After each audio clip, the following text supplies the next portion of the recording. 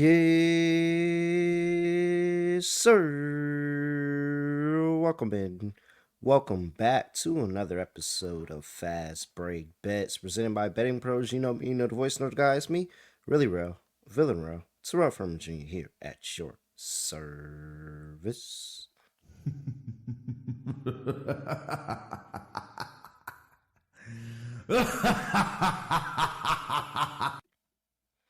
And we had an okay day a couple of days ago. Day off, no, random, very, very random. Maybe it was college football. Maybe that was the reason. But no WNBA games on a Thursday. Just a complete wash of a day.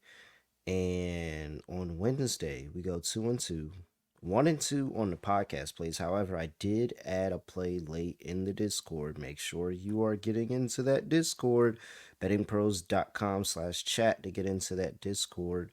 And so on the pod, we went 1-2.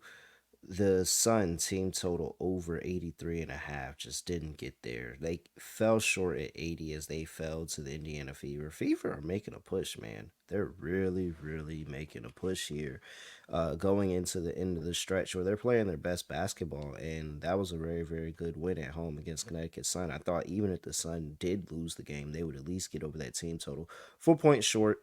A couple of calls and decisions. Stephanie White definitely had a opportunity to challenge a loose ball that went out of bounds and was called out on Connecticut, and it was clearly off of teammate Fagbile.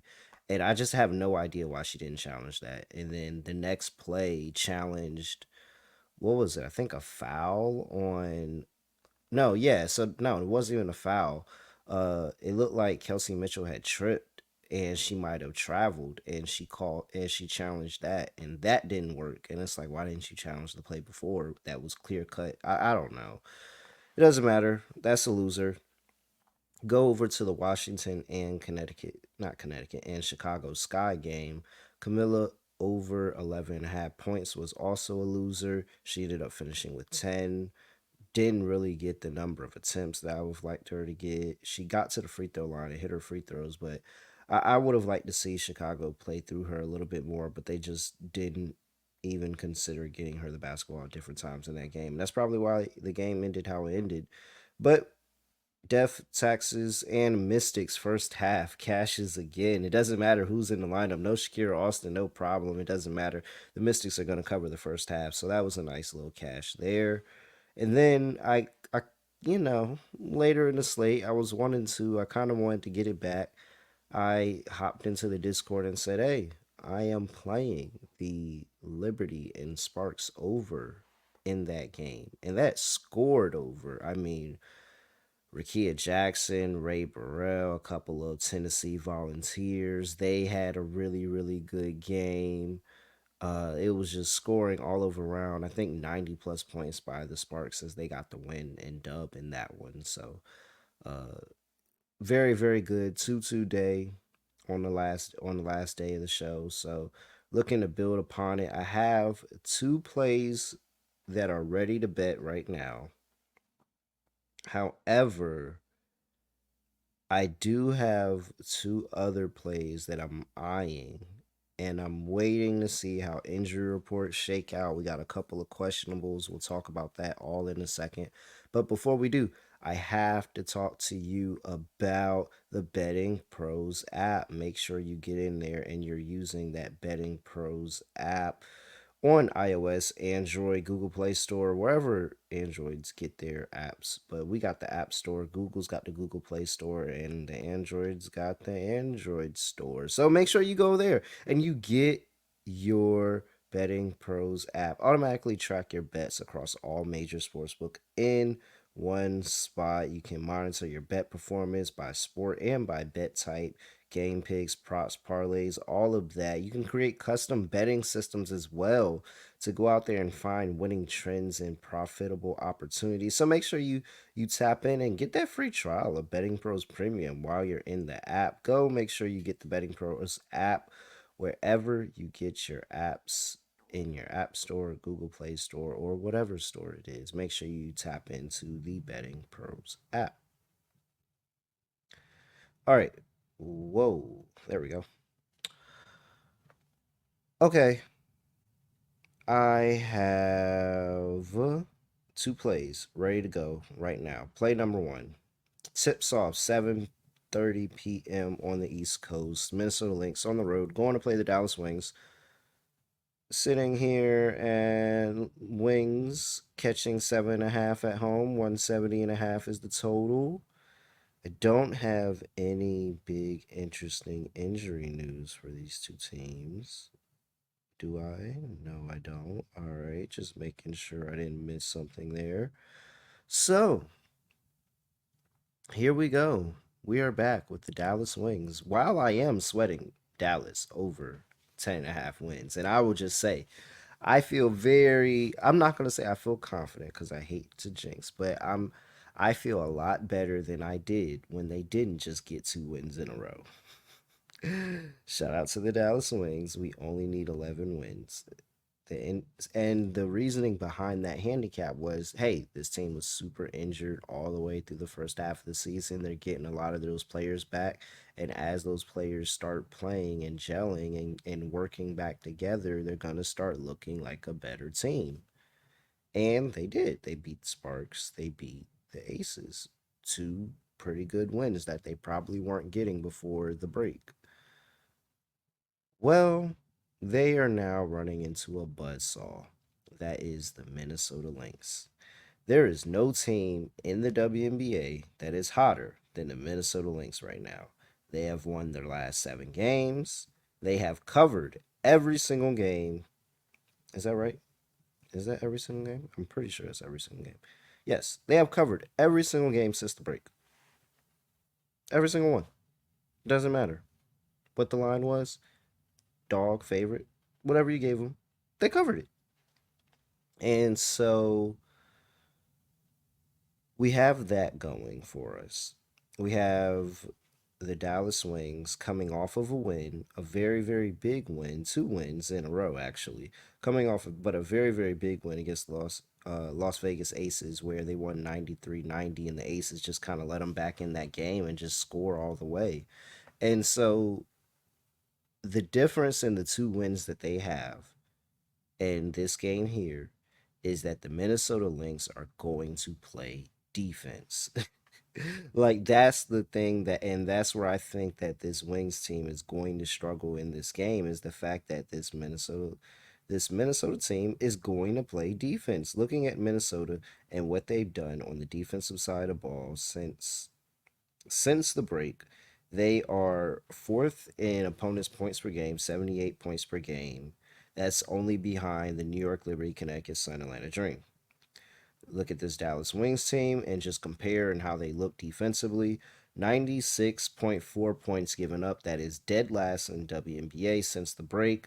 There is nobody that is giving up any more points. In fact, they are so in last place that the that second to last Los Angeles Sparks have only given up 90 points. So 90 to 96.4 for this Wings team on the defensive side of the ball. Now, both of these two teams, offensive juggernauts. In fact, they are 1 and 2 in terms of points per game scoring since the break. The Wings second, 88.4, and the Minnesota Lynx first, 90.3 points per game since the break. I think that this Minnesota team right now is just finding ways, very veteran bunch, finding ways to get the ball in the basket. And Nafisa Collier is playing like an MVP level. And if Asia Wilson wasn't on the tear that she's been on for this entirety of the season, she probably would have a nod at an MVP right now, Nafisa would. So I think that that's going for this Dallas team. I don't trust them defensively enough to get a stop. And I think that especially when you let the Minnesota Lynx get going from three, that's when they kind of just shoot you out the game. And Dallas has struggled. Let's go back here and just make sure I'm not putting my foot in my mouth here. But the Dallas Wings struggling offensively, struggling from behind the arc here. So I'm really, really looking at this Minnesota team to just kind of apply the pressure and put the scoring up on them. Dallas is ninth in the WNBA in opponents' 3-point percentage, 35.8% over the time since we came back from break. So it's just kind of 1 plus 1 equals 2 here. I don't think that the Dallas Wings can guard anything the Minnesota Lynx have going for them, and I don't think that uh, the Minnesota Lynx are going to have any issue defending Dallas. Like I think that they're a very, very good defensive bunch. We've seen earlier since the break, we've seen the Dallas play two really good defensive teams in the New York Liberty and in the Connecticut Sun. They haven't been able to score in any of those games. Actually, even the game they covered against the Liberty after that back-to-back set, they still didn't score.